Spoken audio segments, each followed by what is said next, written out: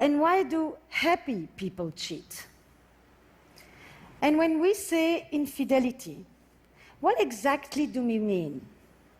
Is it a hookup, a love story, paid sex, a chat room, a massage with happy endings? Why do we think that men cheat out of boredom and fear of intimacy, but women cheat out of loneliness and hunger for intimacy? And is an affair always the end of a relationship? For the past 10 years, I have traveled the globe and worked extensively with hundreds of couples who have been shattered by infidelity. There is one simple act of transgression that can rob a couple from their relationship, their happiness, and their very identity, an affair. And yet, this extremely common act is so poorly understood.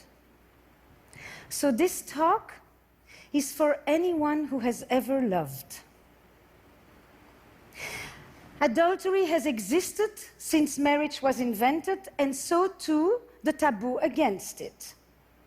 In fact, infidelity has a tenacity that marriage can only envy, so much so that this is the only commandment that is repeated twice in the Bible. Once for doing it, and once just for thinking about it. So how do we reconcile what is universally forbidden, yet universally practiced? Now, throughout history, men practically had a license to cheat with little consequence and supported by a host of biological and evolutionary theories that justified their need to roam. So the double standard is as old as adultery itself.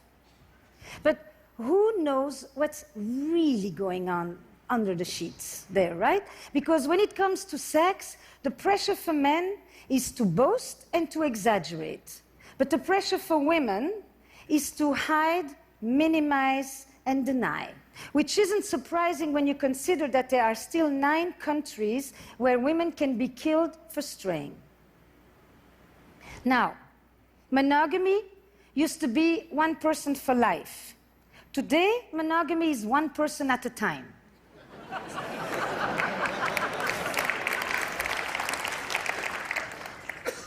I mean, many of you probably have said, I am monogamous in all my relationships. We used to marry and had sex for the first time, but now we marry and we stop having sex with others. The fact is that monogamy had nothing to do with love. Men relied on women's fidelity in order to know whose children these are and who gets the cows when I die.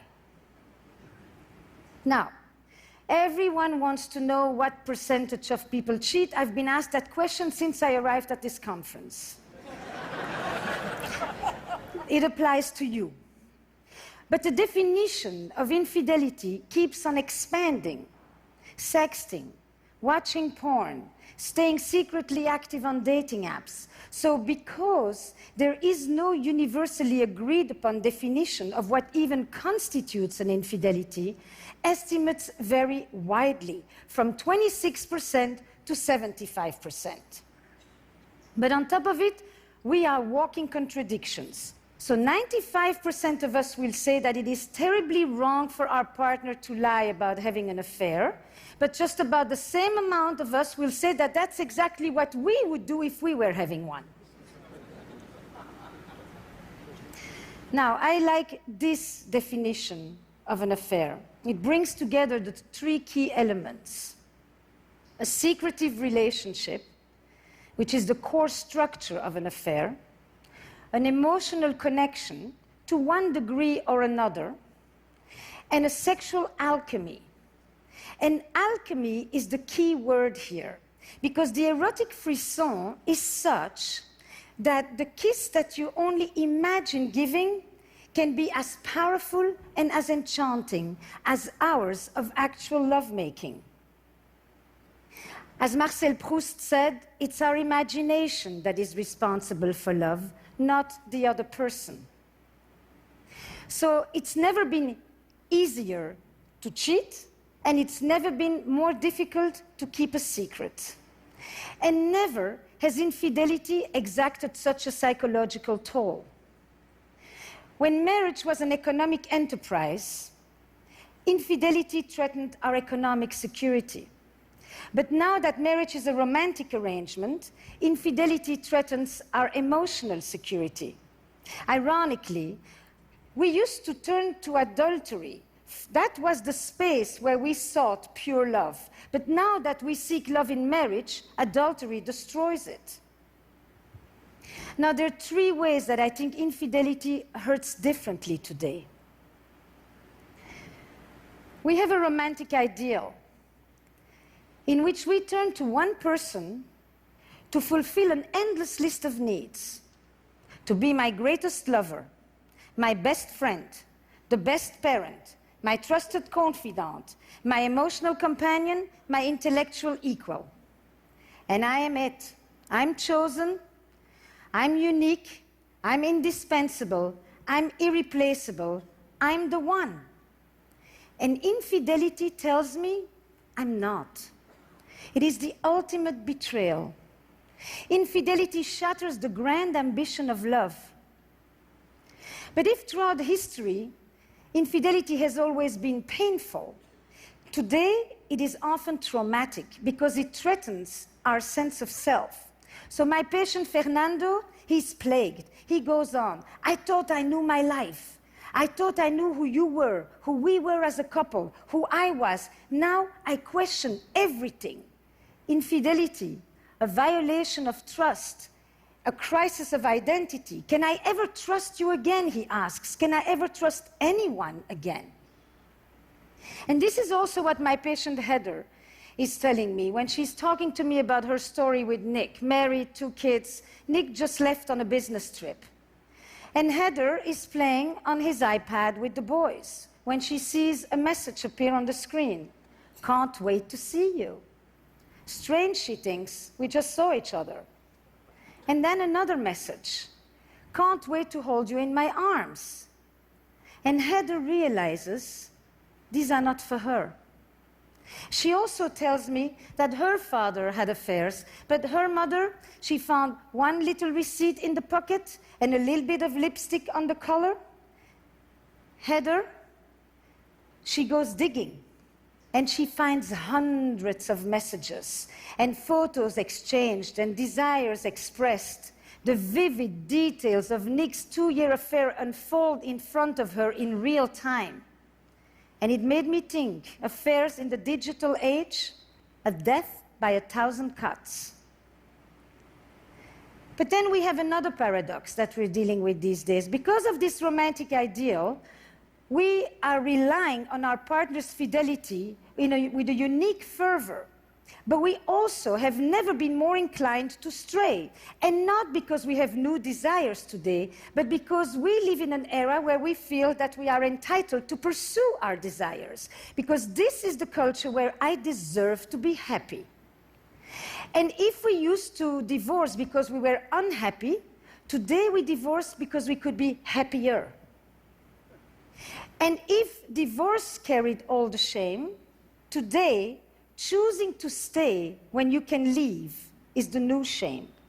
So Heather, she can't talk to her friends because she's afraid that they will judge her for still loving Nick. And everywhere she turns, she gets the same advice. Leave him. Throw the dog on the curb. And if the situation was reversed, Nick would be in the same situation. Staying is the new shame. So if we can divorce, why do we still have affairs? Now, the typical assumption is that if someone cheats, either there's something wrong in your relationship or wrong with you. But millions of people can't all be pathological. The logic goes like this. If you have everything you need at home, then there is no need to go looking elsewhere. Assuming that there is such a thing as a perfect marriage that will inoculate us against wanderlust. But what if passion has a finite shelf life? What if there are things that even a good relationship can never provide? If even happy people cheat, what is it about? The vast majority of people that I actually work with are not at all chronic philanderers. They are often people who are deeply monogamous in their beliefs, and at least for their partner. But they find themselves in a conflict between their values and their behavior. They often are people who have actually been faithful for decades, but one day they cross a line that they never thought they would cross, and at the risk of losing everything. But for a glimmer of what? Affairs are an act of betrayal, and they are also an expression of longing and loss. At the heart of an affair, you will often find a longing and a yearning for an emotional connection, for novelty, for freedom, for autonomy, for sexual intensity, a wish to recapture lost parts of ourselves, or an attempt to bring back vitality in the face of loss and tragedy. Now I'm thinking about another patient of mine, Priya, who is blissfully married, loves her husband, and would never want to hurt the man. But she also tells me that she's always done what was expected of her. Good girl, good wife, good mother, taking care of her immigrant parents. Priya, she fell for the arborist who removed the tree from her yard after Hurricane Sandy. And with his truck and his tattoos, he's quite the opposite of her. But at 47, Priya's affair is about the adolescence that she never had. And her story highlights for me that when we seek the gaze of another, it isn't always our partner that we are turning away from, but the person that we have ourselves become. And it isn't so much that we're looking for another person, as much as we are looking for another self. Now, all over the world, there is one word that people who have affairs always tell me. They feel alive. And they often will tell me stories of recent losses, of a parent who died, and a friend that went too soon, and bad news at the doctor. Death and mortality often live in the shadow of an affair because they raise these questions. Is this it? Is there more? Am I going on for another 25 years like this? Will I ever feel that thing again? And it has led me to think that perhaps these questions are the ones that propel people to cross the line, and that some affairs are an attempt to beat back deadness and an antidote to death. And contrary to what you may think, affairs are way less about sex and a lot more about desire. Desire for attention, desire to feel special, desire to feel important. And the very structure of an affair, the fact that you can never have your lover, keeps you wanting. That in itself is a desire machine, because the incompleteness, the ambiguity, keeps you wanting that which you can't have. Now, some of you probably think that affairs don't happen in open relationships, but they do. First of all, the conversation about monogamy is not the same as the conversation about infidelity. But the fact is that it seems that even when we have the freedom to have other sexual partners, we still seem to be lured by the power of the forbidden. That if we do that which we are not supposed to do, then we feel like we're really doing what we want to. And I've also told quite a few of my patients that if they could bring into their relationships 1/10 of the boldness, the imagination, and the verve that they put into their affairs, they probably would never need to see me. So how do we heal from an affair? Desire runs deep, betrayal runs deep, but it can be healed. And some affairs are death knells for relationships that were already dying on the vine. but others will jolt us into new possibilities. The fact is, the majority of couples who have experienced affairs stay together. But some of them will merely survive, and others will actually be able to turn a crisis into an opportunity. They'll be able to turn this into a generative experience. And I'm actually thinking even more so for the deceived partner, who will often say, "You think I didn't want more? But I'm not the one who did it." But now that the affair is exposed, they too get to claim more, and they no longer have to uphold the status quo that may not have been working for them that well either. I've noticed that a lot of couples, in the immediate aftermath of an affair, because of this new disorder that may actually lead to a new order, will have depths of conversations with honesty and openness that they haven't had in decades. And partners who were sexually indifferent find themselves suddenly so lustfully voracious they don't know where it's coming from.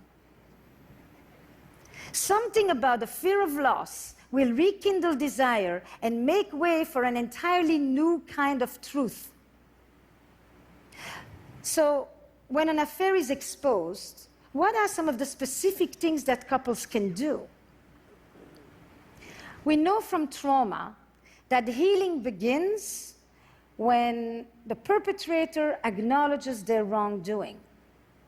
So, for the partner who had the affair, for Nick, one thing is to end the affair, but the other is the essential, important act of expressing guilt and remorse for hurting his wife. But the truth is that I have noticed that quite a lot of people who have affairs may feel terribly guilty for hurting their partner, but they don't feel guilty for the experience of the affair itself. And that distinction is important. And Nick, he needs to hold vigil for the relationship. He needs to become, for a while, the protector of the boundaries. It's his responsibility to bring it up.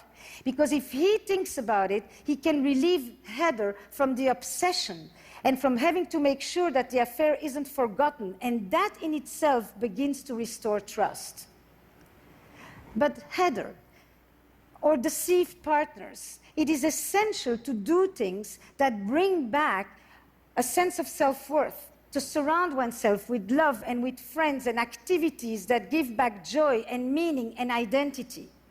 But even more important is to curb the curiosity to mine for the sordid details. Where were you? Where did you do it? How often? Is she better than me in bed? Questions that only inflict more pain and keep you awake at night. And instead, switch to what I call the investigative questions, the ones that mine the meaning and the motives. What did this affair mean for you? What were you able to express or experience there that you could no longer do with me? What was it like for you when you came home? What is it about us that you value? Are you pleased this is over? Every affair will redefine a relationship. And every couple will determine what the legacy of the affair will be. But affairs are here to stay, and they're not going away. And the dilemmas of love and desire, they don't yield just simple answers of black and white and good and bad and victim and perpetrator. Betrayal in a relationship comes in many forms. There are many ways that we betray our partner, with contempt, with neglect, with indifference, with violence. Sexual betrayal is only one way to hurt a partner. In other words, the victim of an affair is not always the victim of the marriage. Now, you've listened to me, and I know what you're thinking. She has a French accent. She must be pro-affair.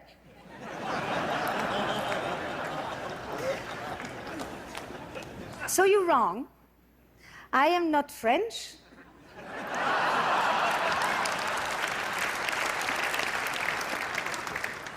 And I'm not pro-affair. But because I think that good can come out of an affair, I have often been asked this very strange question: would I ever recommend it? Now, I would no more recommend you to have an affair than I would recommend you to have cancer. And yet we know that people who have been ill often talk about how their illness has yielded them a new perspective.